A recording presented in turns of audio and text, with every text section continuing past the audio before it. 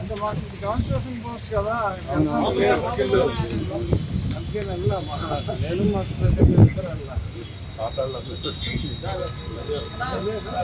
తీసుకెళ్తాం అన్నా.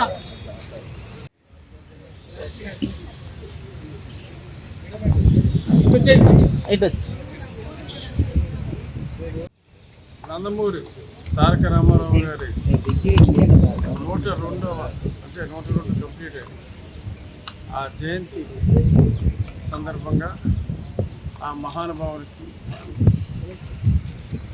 నివాళి అర్పించడానికి నేను ఇక్కడ రావడం జరిగింది. చాలామందికి అనుమానం రావచ్చు, మహానాడులో లేకుండా ఇక్కడ ఉండటం ఏంటన్నది. అంటే రాజ్యాంగబద్ధ పదవిలో ఉన్నందువల్ల మనసంతా అక్కడ ఉన్నప్పటికీ కూడా అక్కడికి కొన్ని నియమాల రీత్యా వెళ్ళలేని పరిస్థితి. ఆ అయ్యన్న పాత్ర గారు నేను కూడా మనసు అక్కడ ఉన్నా వెళ్ళలేని పరిస్థితిలో ఉన్నాం.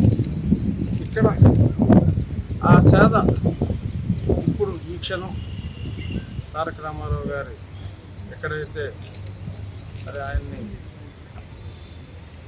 ఘాట్ నిర్మించారో అక్కడ ఆ మహానుభావునికి ఆయన జయంతి సందర్భంగా నివాళి అర్పించడం ఆ కొరత మీరిందని చెప్పాలి. చిరస్మరణీయుడు అని గట్టిగా చెప్పగలిగారంటే అది ఎన్టీ రామారావు గారి పూర్తి అనే చెప్పక తప్పదు. ఆ మహానుభావుని ఒక్కసారి మననం చేసుకుంటూ ఎక్కడ తెలుగు వాళ్ళు ఉన్నప్పటికీ కూడా వాళ్ళందరూ కూడా మాట్లాడుకునే ఒకే ఒక్క కామన్ పదం ఎన్టీఆర్. తెలుగు జాతి ఉన్నంతకాలం ఎన్టీఆర్ ఉంటారు. తెలుగు జాతి ఎప్పటికీ ఉంటుంది. అలాగే రామారావు గారికి మరణం లేని జననం ఈ ప్రపంచంలో అదొక ఎన్టీ రామారావు గారికి అని చెప్పి నేను తలెత్తుకుని గర్వంగా చెప్పగలను. ఎన్టీఆర్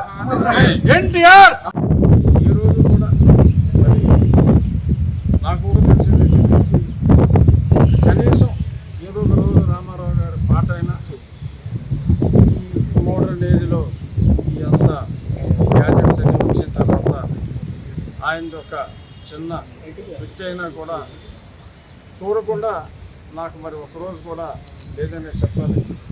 నా చిన్నతనం నుంచి నేను ఎంతో అభిమానించే హీరో ఎన్టీ రామారావు గారు. ఆయన గురించి ఎంత మాట్లాడినా తక్కువే. ఆయన సాధించిన రికార్డుల్లో దరిదాపుల్లో కూడా ఎవరు లేరు. మరి పార్టీ స్థాపించిన 9 నెలల్లో మరి ఆయన ఆ రోజుల్లో ఎటువంటి మోడర్న్ గ్యాజెట్స్ లేని టైంలో రాష్ట్రం అంతా సుడిగాలి పర్యటన చేసి ముఖ్యమంత్రి కావడం, ఆ పార్టీ 40 సంవత్సరాలుగా దేదీప్యమానంగా వెలుగొందటం, ఇప్పుడు మరి నిన్న మహానాడులో కూడా ఆ పెద్ద ఆయన్ని స్మరిస్తూ మరొక 40 సంవత్సరాలు దిగ్విజయంగా తెలుగుదేశం